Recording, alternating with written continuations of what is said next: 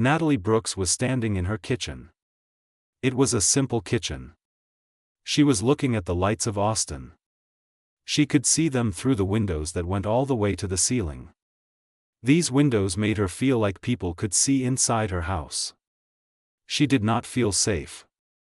Natalie Brooks was 42 years old. She had a lot of things that women are supposed to want. She had a technology company that was worth $300 million. Her house was in some magazines because it looked so good. People always invited her to events in the city. On this Thursday night, Natalie Brooks was alone. She was heating up leftover food in the microwave.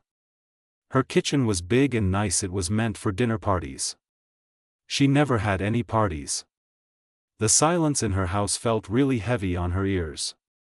She had made this place to be calm and quiet so she could think clearly.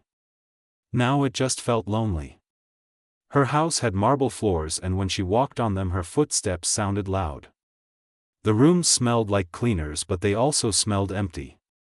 She had paintings on her walls that cost a lot of money, more than what most people make in a year. But these paintings did not make her feel better. They did not talk to her. They just hung there looking fancy with their shapes and colors, but they did not feel like real company. The silence and the paintings and the empty smell of her house made her feel like something was missing, like her house was missing a friendly touch, like the touch of people who care about her. Natalie got rid of her housekeeper about 6 months ago. This housekeeper was too talkative. Always asking Natalie personal questions. Natalie did not like that all. So she hired Emma Rivera to replace her.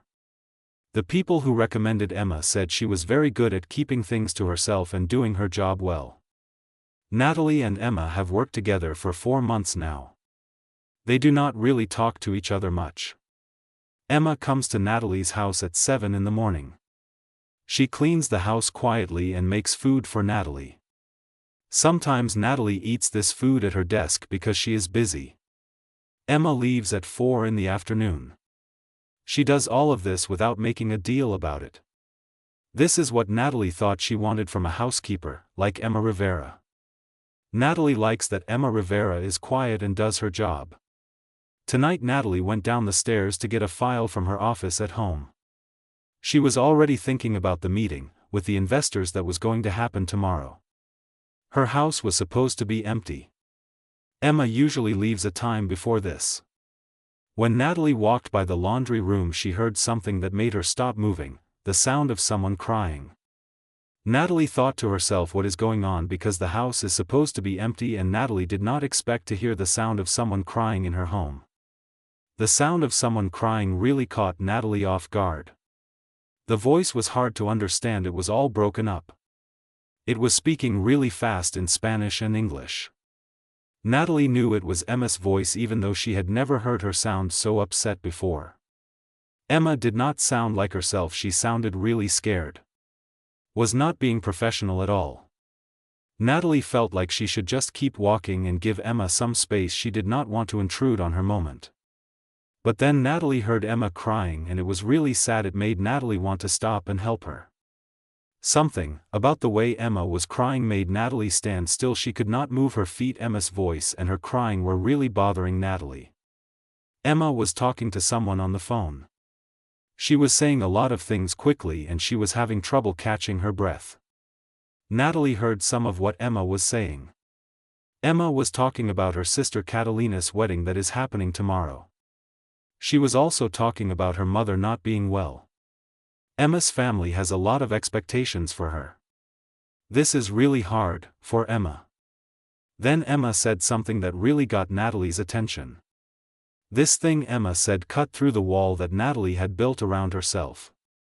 I really need a girlfriend by tomorrow, Daniela. This is going to sound crazy. If I go to the party alone again and I have to see that disappointed look on Mama's face one more time, it is going to be really tough for me. I just cannot deal with Mama's face when she sees that I am alone. Natalie's hand went to her mouth. She was really shocked. It was not what Emma was saying that surprised her. It made her think about her own life. Natalie leaned against the wall, where it was dark. Listen to Emma talk to her friend about something that seemed impossible. The situation Emma was in was very difficult. Natalie thought about her life as she stood there listening to Emma's problems. Emma talked about her family's farm outside San Antonio. This is where they did things the way they always had. People thought it was strange that Emma was 37 years old and not married. Her 3 younger brothers and sisters were all married. Had kids. Her father died 2 years ago. Now her mother was very sick in the hospital and her heart was getting weaker every day. The doctors said she probably only had 3 months left. Emma's family was really worried about her mother. Emma's family was also worried about her because she was not married like her brothers and sisters. Emma's mother was in a kind of care called hospice care. Catalina's wedding might be the time we are all together. Emma's voice cracked.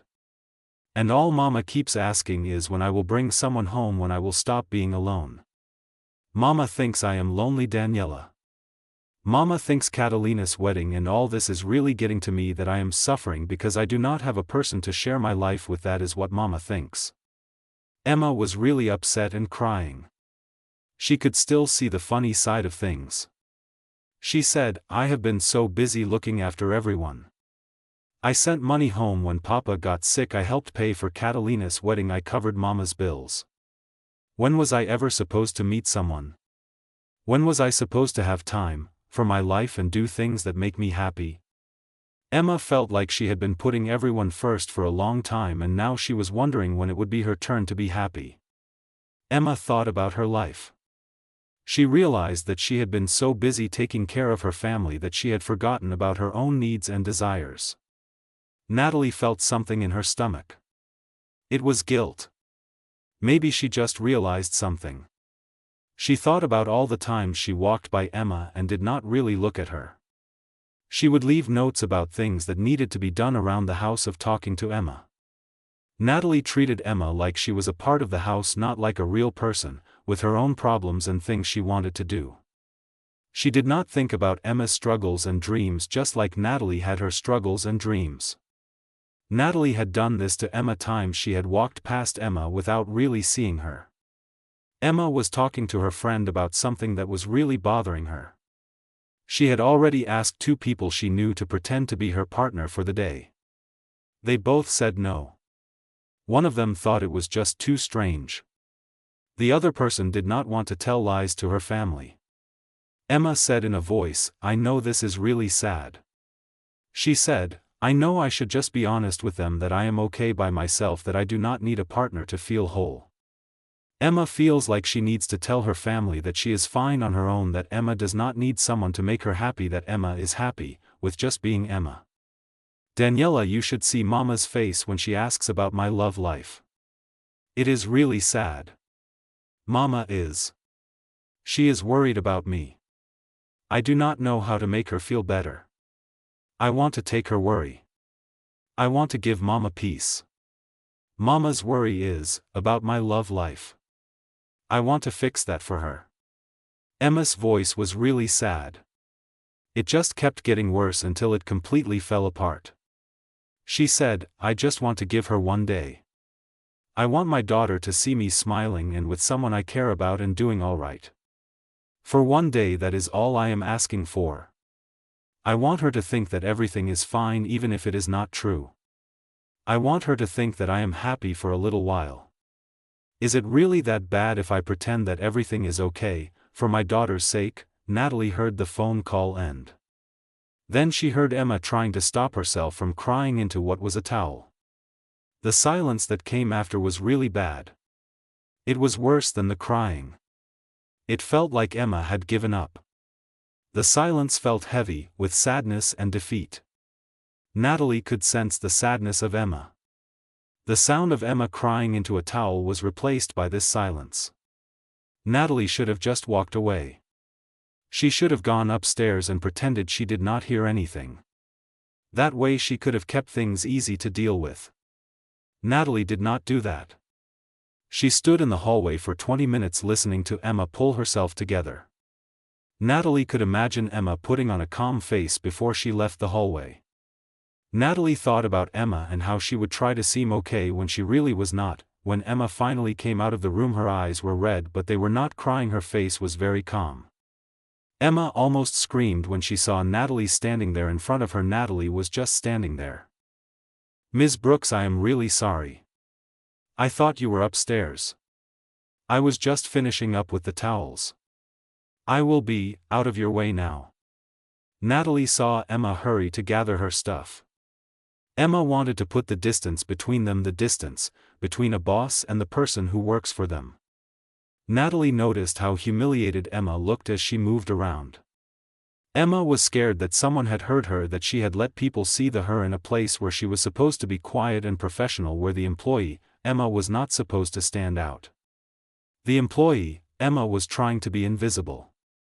"Emma, please wait." Natalie said something before she even thought about it.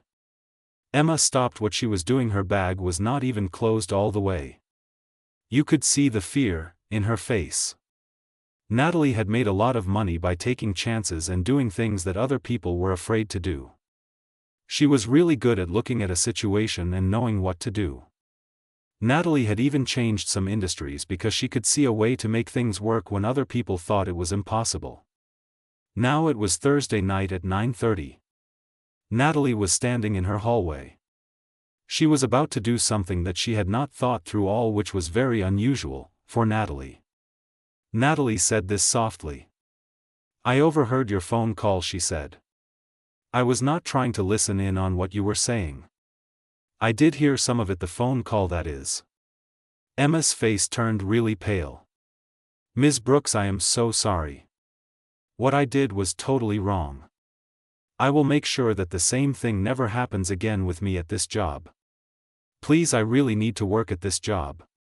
Natalie said, "I do not want you to say sorry to me." She then said, "I want to make you an offer. I have something in mind for you, an offer that I think you should consider. My offer to you." Emma stood really still. Now she looked confused instead of scared.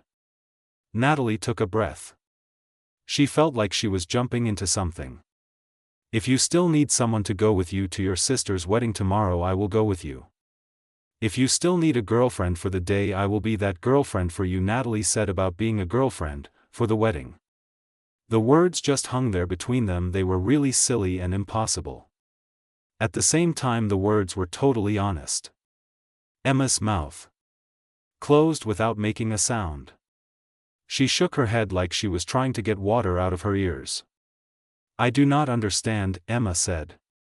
"You do not even know Emma. Why would you do this for Emma?" Natalie really looked at Emma for the time. She had seen Emma before. She had never really noticed her. Emma looked tired. There were circles around her eyes from not getting enough rest. Her hands were rough from doing work. Natalie saw that Emma was strong even if she did not say much. Emma was dealing with a lot of problems on her own. When Natalie looked at Emma, she saw some things that reminded her of herself. This was strange because Natalie and Emma were very different. "Because I understand what it's like to go to events alone and pretend it doesn't hurt," Natalie said softly. "Because I know what it's like to have everything except the thing that actually matters. And because nobody should have to choose between their dignity and giving their dying mother peace." Emma looked at Natalie like she had grown another head or something. There was this long silence between them. The only sounds were the fridge humming and cars driving by outside. Emma finally spoke up. Her voice was really quiet. You could hardly hear her. "Ms. Brooks, I really appreciate what you are trying to do. This is just too much. You do not have to go to much trouble for me. I will figure out something with the problem, I am sure of it. Ms. Brooks, I am grateful for your help. You really do not have to do this for me." Natalie shook her head. "What if you do not?" she said. "What if tomorrow comes and you have to choose between missing your sister's wedding or facing your family by yourself? I have nothing planned for tomorrow. No meetings, no things that I have to do. I can help you with the Natalie situation. I can help you with your family and your sister's wedding." Emma's eyes filled with tears again. This time they were different tears. She felt confused. She also felt a desperate hope that things might work out. At the time she could not believe what was happening. "Why do you feel this way?" Emma asked. "We have not known each other for long. I am the person who cleans your house." Emma thought to herself, "I am just your housekeeper." The word "just" really got to Natalie. It bothered her more than it should have. Natalie understood clearly that she was part of the problem. She saw that she had made Emma seem like she was only good for one thing, of seeing Emma as a real person, with feelings and everything. Natalie had not treated Emma like a person. "Natalie said to me, 'You are not anything.'" She was surprised by how she felt about this. "And maybe we should make a change," Natalie said. "Maybe I need to do this much as the other person needs to do this," Natalie told me. The truth was out in the open. It was really sensitive. Emma looked at Natalie to see if she was being dishonest or feeling sorry for her. All she saw was that Natalie was being genuine. Emma nodded slowly. She was almost scared to think that this was really happening. Emma was nodding at Natalie. It was like she was saying yes to something that Natalie had said, something that made Emma feel a little better, about the confession that Emma had just made to Natalie. Natalie and Emma spent the hour sitting at Natalie's kitchen island drinking tea and making up their story. They decided that they would tell people they met when Natalie hired Emma. They would say that they became friends when they talked a lot at work. Natalie and Emma would also say that they had been going out with each other for 3 months. They kept it quiet. They did not want to make up anything complicated. They just wanted to say that they were two people who liked each other and were taking things easy. Natalie and Emma thought this was a nice story. Emma talked to Natalie about her family. She has a mother named Rosa. Rosa is 62 years old. She is not doing well because of her heart. Emma also has a sister named Catalina. Catalina is 29 years old. She is getting married to the guy she liked in high school. Emma has brothers too. Their names are Miguel and Rafael. Miguel and Rafael both have kids and their families are getting bigger. Emma grew up on a ranch. The ranch is small. Emma loves it. Her family still goes to the ranch, for holidays and special days. Natalie found herself sharing a lot more than she had shared with anyone in a time. She talked about how she built her company from the ground up. Natalie discussed the relationships she had given up for the sake of her company's success. Natalie also talked about the loneliness she felt and how it was something that no amount of money could make better. Natalie felt like she could be honest about her company and the way it had affected her life. When Emma finally left that night, Emma and Natalie had a plan. Natalie would pick Emma up at 6 in the morning. They would drive to San Antonio together. It would take them 3 hours to get there. Natalie would meet Emma's family as Emma's girlfriend. She would stay for the wedding. Then Natalie would drive back that evening with Emma. This was one day, one simple act of kindness that Emma and Natalie were doing for each other. There was nothing about it, just a nice thing that Natalie was doing for Emma. Natalie did not sleep that night. She lay in her bed staring at the ceiling, wondering what Natalie had gotten Natalie herself into.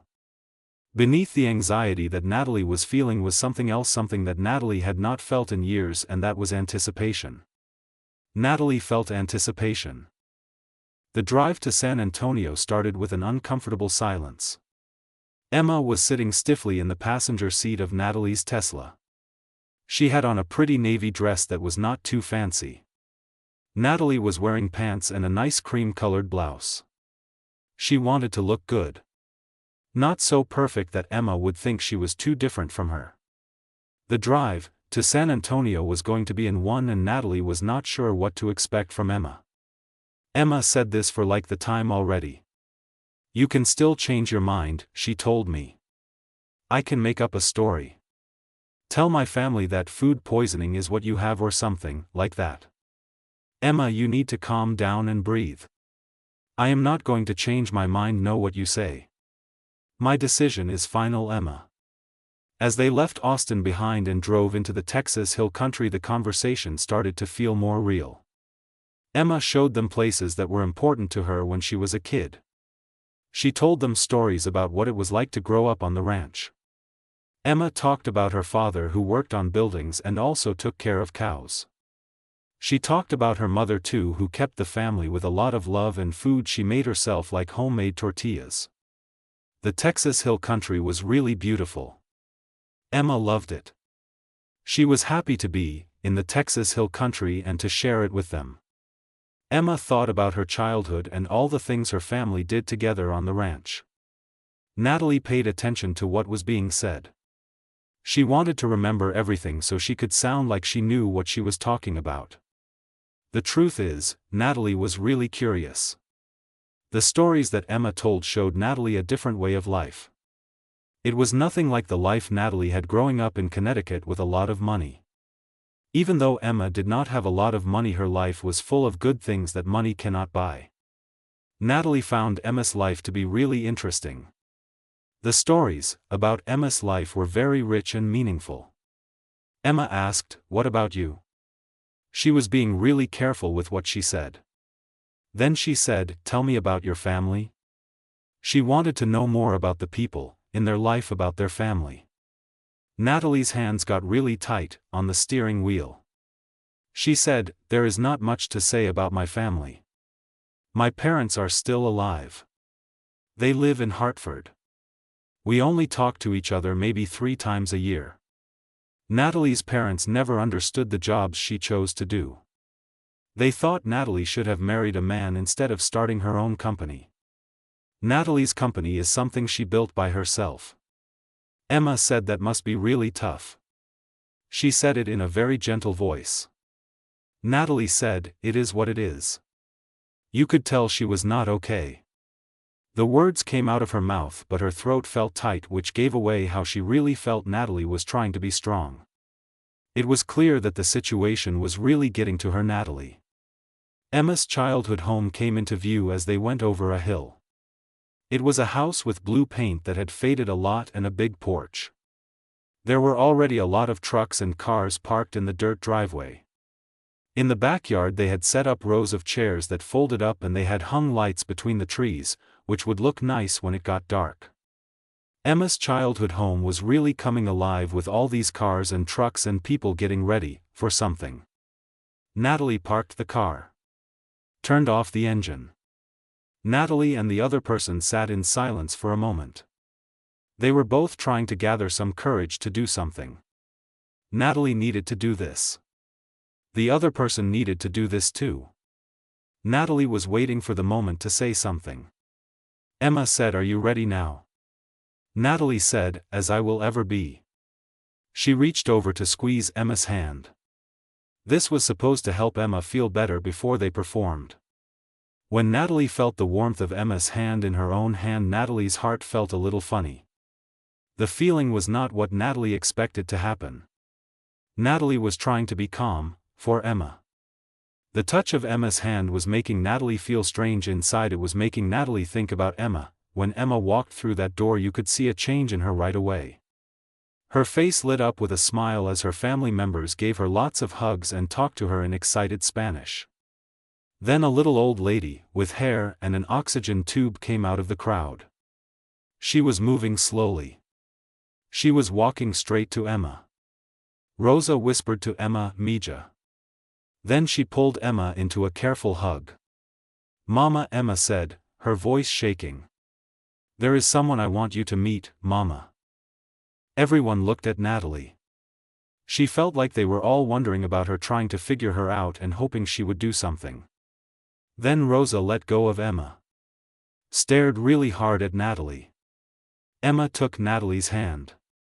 She felt more confident this time. She said, "Mama, I want you to meet Natalie. Natalie is my girlfriend." The word sent a ripple through the family that was gathered together. Rosa looked at Natalie for a long time, and Natalie felt like she was being looked at very closely in ways that did not have anything to do with how much money she had or how good she was at business. Then Rosa. Her smile made her tired face look really beautiful. Rosa said to me, "Come, Mija." Then she opened her arms to give the girl a hug. Rosa wanted the girl to come to her, so she said it again, "Come, Mija." Rosa had her arms open wide waiting for the girl to run to her. Natalie took a step forward. Rosa gave her a big hug. The hug smelled like vanilla and the kind of medicine you take when you are sick. It also smelled like something that made Natalie feel safe and loved like a mom. Rosa is a person and she looks like she might break easily. When she hugged Natalie, it was really tight.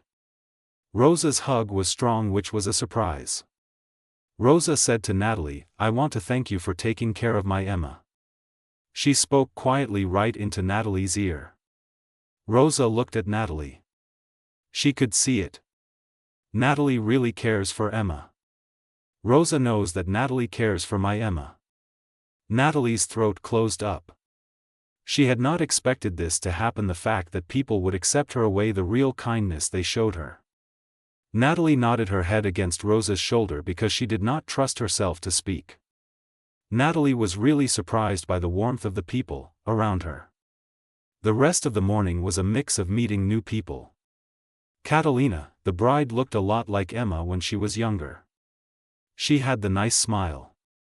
Catalina gave Natalie a hug. She said, "Thank you for making my sister happy," in a voice. This made Natalie feel bad. She felt guilty about not telling the truth to Catalina, the bride, and her sister Emma. Natalie, the bride's sister's partner, was hiding something from Catalina, the bride. It was hurting her. Miguel and Rafael, the brothers of Emma, were pretty quiet. They were nice. They shook hands with people. They smiled in a careful way. The wives of Miguel and Rafael asked Natalie a lot of questions. They wanted to know how Natalie met Miguel and Rafael and Emma. They asked Natalie what she did for a job and where she lived. Natalie gave them answers that were careful. She told them the story that they had all agreed on. Natalie also added some small things to the story to make it seem more real. Miguel and Rafael and Emma had talked about what to say. Natalie was trying to remember all of it. Emma never left Natalie's side. Their hands just seemed to find each other as they walked through all these people. Natalie kept thinking it was just because they were pretending to be close. The truth is, she felt really comfortable with Emma right there beside her. It was not so easy to figure out why she felt that way about Emma being. The wedding ceremony was in the backyard at noon. It was simple and heartfelt. Catalina walked down the aisle with Miguel. He was with her because their father was not there.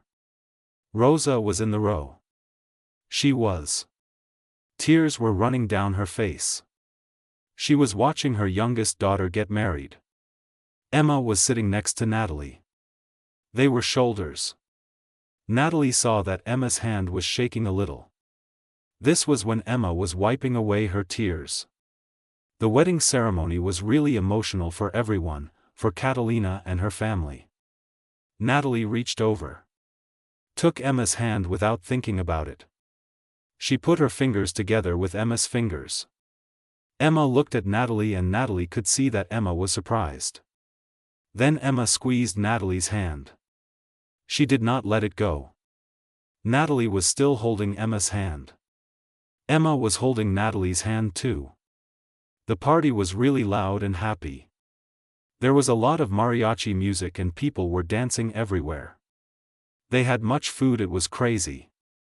I mean, the kitchen was not that big. They still managed to make a lot of food. Natalie was laughing a lot, she had not laughed like that in a time. The party was so much fun, it was easy to get caught up in it. Emma's family was really nice to her, they made her feel like she was part of the family. They talked to her. Taught her how to dance. They even made fun of her car. It was all in good fun.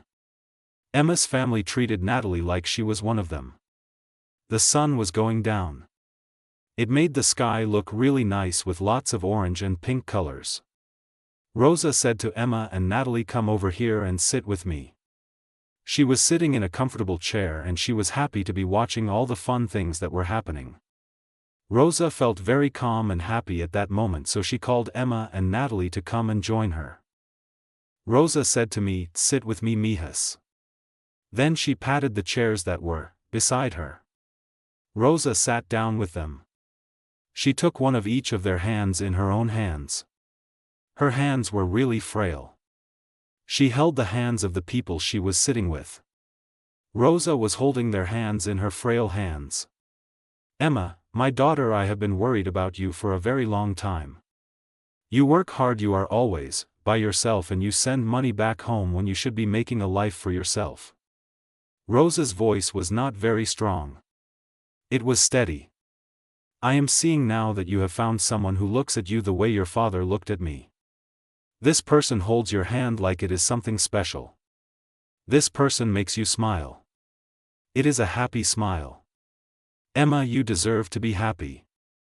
I am glad you found someone who makes you feel that way." Natalie's heart was beating fast against her ribs. This did not feel right. This was not true. The things Rosa was saying were touching on something real and scary inside Natalie. Rosa's words were getting to her. It was frightening. Natalie was starting to think that maybe Rosa was talking about something that was actually true. Rosa looked at Natalie. She had dark eyes that seemed to see everything. "Natalie," Rosa said to her, "I want to thank you for paying attention to my daughter. I mean really paying attention to Emma. People who are supposed to care about Emma usually do not even notice she is there. You do notice Emma. I can tell that you see Emma for who she's."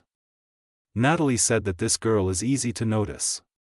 The words just came out of her mouth without her thinking about it. This girl is really something, Natalie thought. Natalie said that this girl is remarkable. Emma's eyes jumped to Natalie's face really wide with surprise. This was not what they had planned. This was actually. They both knew it was real. Emma looked at Natalie. She could see that Natalie felt the same way about what was going on. The situation with Emma and Natalie was not what they had expected. Rosa patted their hands. She said, "You guys take care of each other. Life is really short. It is too short for anything than the kind of love that really sees you. Rosa thinks that love is what matters. Rosa wants you to have that kind of love. You should take care of each other. Have love that sees you." She let go of their hands. Closed her eyes. She was tired. She felt happy inside. Emma called out to Miguel. She was worried about Rosa. Rosa was just sleeping. She had a smile on her face. Miguel helped his mother go inside so she could lie down. Then Emma and Natalie were by themselves, in the middle of all the noise and excitement of the party. They walked without saying a word to the edge of the property. The land opened up to rolling hills at this point. These hills were bathed in the light of the day. The music and the laughter became a sound like a backdrop that was far away from the property now. Emma said this after a while. "My mom just thought things were away. I did not mean for my mom to say all those things about this. Natalie said that she loves you much." Her voice did not sound right when she said this. "She does. Now she will die thinking I am happy and settled, which I guess was the point." Emma's voice had something in it, something sad, under the relief that she felt. Emma's words sounded really sad even though she was talking about being happy and settled with her life, and that was what Emma had wanted for herself, that was what Emma had wanted people to think about Emma. Natalie turned to face her. "Are you happy, Emma? I mean happy, not just pretending to be happy for today but actually happy, with your life, Emma?" Emma looked really surprised by the question. She thought about it for a moment. She looked out at the hills, which were getting darker. "I do not know," she said. "I am so busy trying to get by and taking care of Emma's family and friends that Emma forgot to think about if Emma was happy." Natalie said this softly. She had been really busy making her business big. Natalie forgot to make a life for herself outside of her business. Natalie had her empire. That was about it. They stood there without saying a word, and the truth of their loneliness was just hanging in the air, between the two of them, the loneliness that they both felt. The truth of their loneliness was something that they could both feel deeply. Today was supposed to be simple, Emma said, her voice was barely loud enough to hear. She had thought that the person was going to come to the place, do what they were supposed to do, and then leave the place. It did not feel like the person was just doing what they were supposed to do. The experience felt like it was real, like the things that were happening were actually happening to Emma and the person. Natalie's breath caught. She said, "I know," to herself. Emma turned to look at her. You could see how vulnerable she was. Her whole face showed it. "When you held my hand during the ceremony and when you said I was remarkable, now that was not just pretend, was it? You really meant what you said about the ceremony and what you said about me being remarkable?" "No," Natalie said. Her heart was beating fast. "It was not like that," Natalie said. The space between Emma and Natalie felt really charged. It was like there was electricity in the air. Emma took a step closer to Natalie. She looked at Natalie's face to see what was going on. Emma whispered, "What are they going to do?" Natalie said, "I do not know." She was telling the truth. Natalie knew that she does not want this to end when they drive back to Austin. Natalie really likes the time they spend together. Natalie does not want it to stop when they get back to Austin. Emma's eyes got all teary. She had a big smile on her face. She said, "Me neither." The kiss happened slowly. It was like they were both waiting to see what the other person would do. Neither Natalie nor Emma pulled away. Natalie's hands went up to Emma's face. They held it while their lips met. It felt right to Natalie. It really felt right. This was not like they were acting or pretending. This was the thing, and it was scary, but it was also perfect. The kiss was real. The feeling was real. It was all about Natalie and Emma. When Emma and the other person pulled apart, Emma laughed in a way. "So we are really doing this? We are actually going to do this, the thing, with Emma and the other person?" Natalie said to Emma, "If you want to, we can try this." She touched Emma's face with her thumb. Natalie knew things could get complicated. She was Emma's boss, all. That meant she had power than Emma. They would have to be very careful and make sure they did everything correctly. Natalie wanted to make sure Emma was comfortable with everything. "I am your employer," Natalie said. "So there is a difference between us. We have to figure out how to make this work and do it the way." Emma said to Natalie, "You are thinking much." Then Emma stood up on her toes. Kissed Natalie again. Emma wanted Natalie to just feel things for a change of thinking about the things all the time. "For once, in your life, just feel," Emma told Natalie. Natalie did that. She let herself feel the warmth of Emma in her arms. The moment felt just right. It felt like something that Natalie had given up hoping for might actually happen with Emma. Natalie felt this possibility with Emma. Rosa saw them come back to the party hand in hand. This time they were really together. It was not just for other people to see. Rosa was sitting by the door. She smiled when she saw them. It was like she already knew what was going on, like she could see the truth that the two of them were just figuring out about the party and about each other. The drive back to Austin that night was not like the morning drive. Natalie and Emma talked for a time, really talked, about the things that scared them and the things they wanted to happen. They discussed all the things that would have to change in their lives for this to work out. Natalie thought about it. Decided that Emma could not work for her anymore. Natalie wanted to help Emma find a better job, a job that would use Emma's brain and her abilities in a better way than cleaning the house. Emma said yes because she knew that for this to work, Natalie and Emma had to be equal. 3 months later, Emma started a job.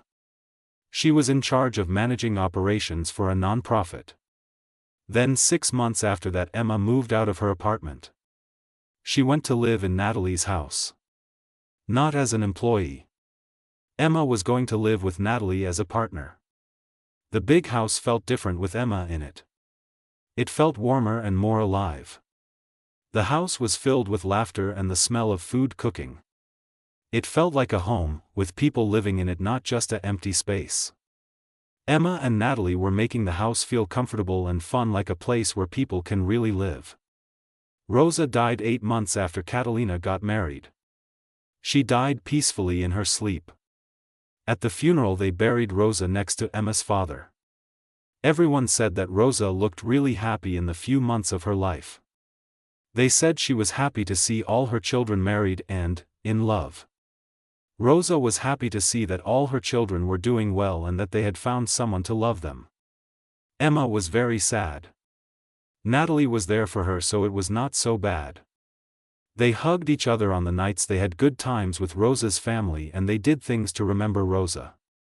They made the life that Rosa wanted for Emma, a life with someone who loved her, was her partner and really understood Emma.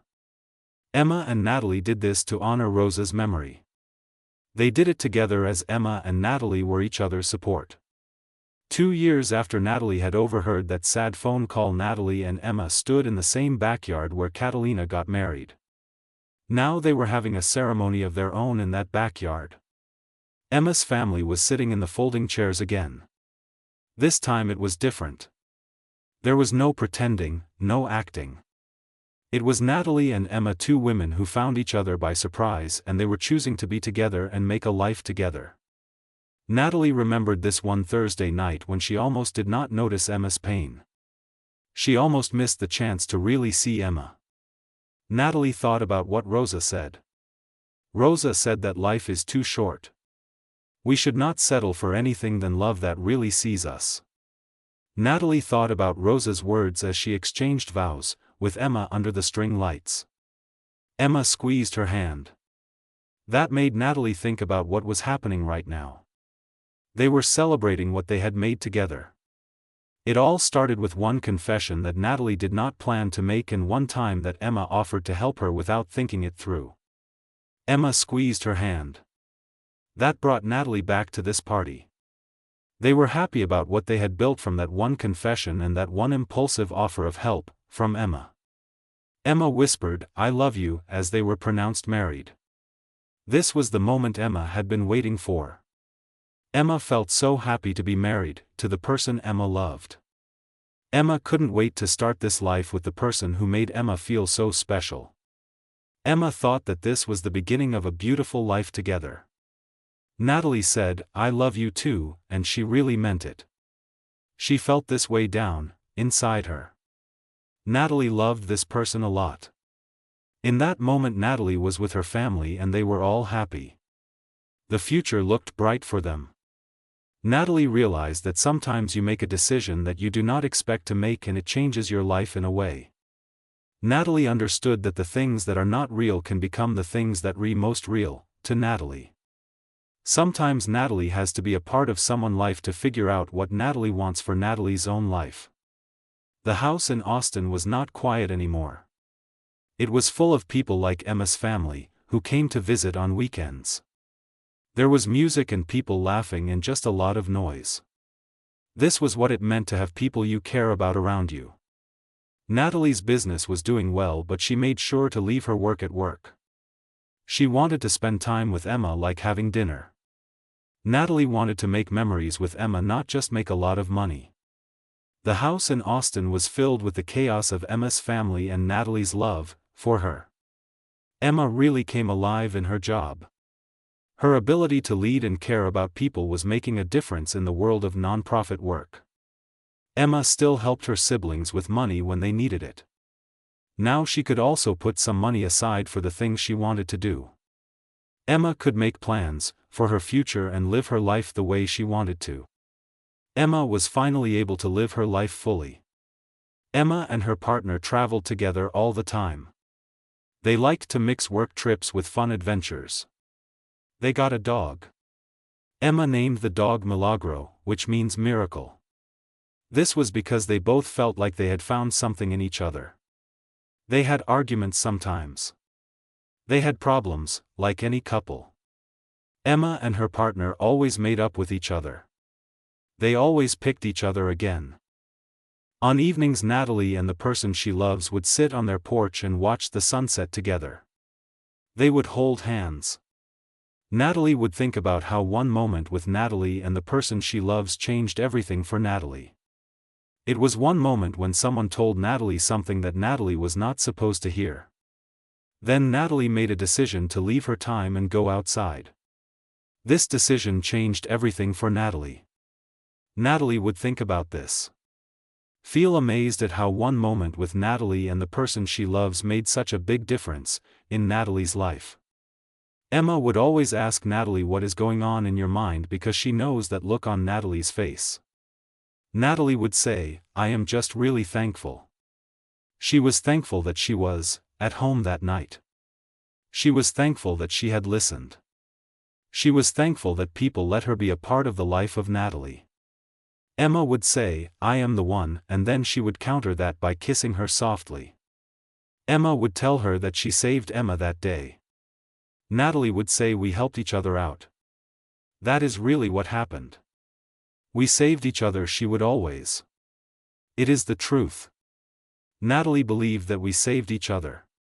Two people who were lonely found each other even though they came from different worlds. At first it was a one-day thing to make a mom who was dying happy. Then it became the real deal. They actually had a relationship that felt true to who they were. They made a life together that worked for both of them. It was a life that respected where they both came from. They made room for both of their families. They also celebrated the things that made each of them special. The relationship they built was one that honored their journeys, the two lonely people, and it made space for both of their families, and it celebrated the strengths of the two people. Natalie liked to think that somewhere Rosa was smiling. She was happy because her last wish for Emma had come true. This happened in ways that nobody could have guessed. Emma found someone who really saw her. This person saw Emma. They loved everything about her. Natalie thought that Rosa was smiling because her daughter Emma was happy with someone who loved her for who she was. The big house in Austin turned into a home. It was quiet there. That quietness started to feel like music. The women were alone. That alone time turned into time spent together. Two women, who had things but were not really happy, found out that love can surprise you. This happened when they told each other their secrets in the dark. They were brave enough to try something, and that is when they found love. The mansion in Austin became a home where love lived. Love found the two women in moments like when they heard each other's desperate confessions in the darkness, and they were brave enough to take a chance on something real, on each other, on love. They lived happily, not in the fairy tale sense of perfect and uncomplicated, but in the real sense of committed and present and choosing each other every single day. And that, they both agreed, was the best kind of happy ending there was.